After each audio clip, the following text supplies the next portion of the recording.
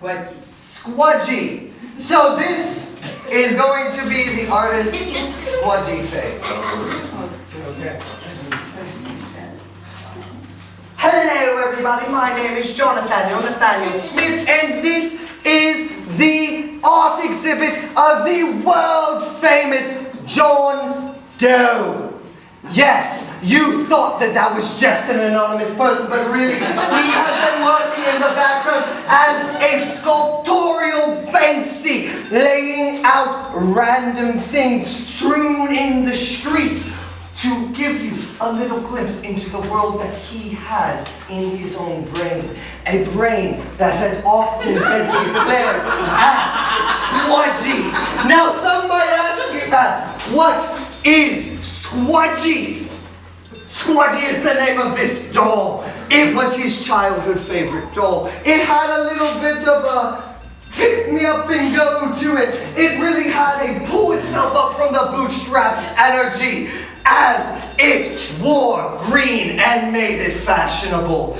This is the unbelievers who looked at Squdgey, looked at John Doe and said, no, this is impossible. Don't you see the warning lights flashing before your eyes? Do you really want to continue ahead?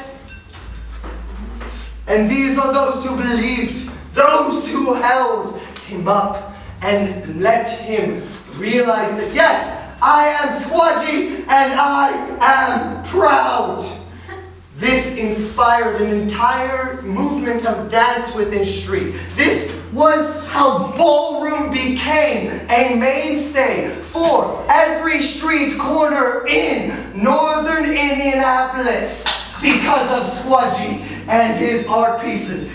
And this is him realizing that this doll had a lot more planned for him than he ever had in mind.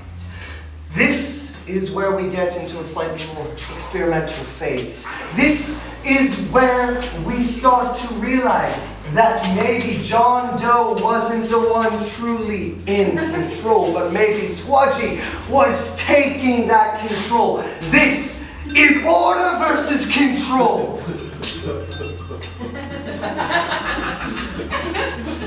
Order. Control.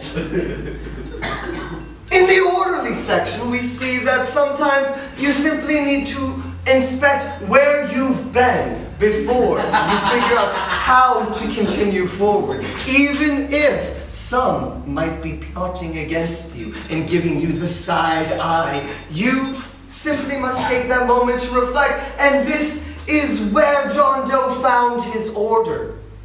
This would happen about once every 2 months. It was not a common occurrence. It would last about 15 minutes. This, on the other hand, was much more common for John Doe as he made it through college. As you can see, Squdgey was not very good as far as influences go on our poor John Doe. This is where some believe he fully lost his identity and became a blank slate. And Squdgey entered into his mouth and became John Doe himself because of the peer pressure and influence of his other college roommates who believed that this is all that he needed, and this is his parents and the clear face of disapproval that we heard about a little bit earlier from Nana.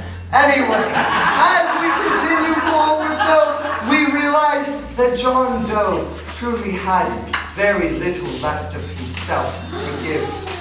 This phase, Squdgey was in control. Squdgey had fully overtaken John Doe, and John Doe was truly lost. So in the lost to Squdgey phase, we see John as he tries his darndest to separate from the horrible decisions he's made in the past. He realizes that he must stand on his own 2 feet and not let Squdgey in.